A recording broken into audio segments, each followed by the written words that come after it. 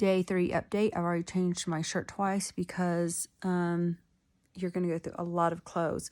And I highly recommend that if you do something like this, that you get a very large shirts, or I've cut out the collars on a lot of things so I could actually just put it over my head.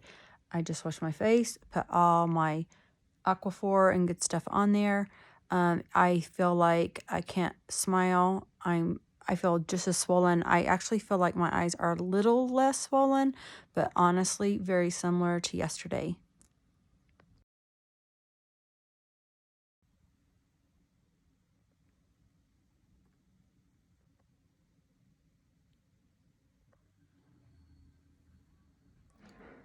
The big question is how painful. It's discomfortable. There's not really pain. There's discomfort because it feels like a sunburn and it's just really tight.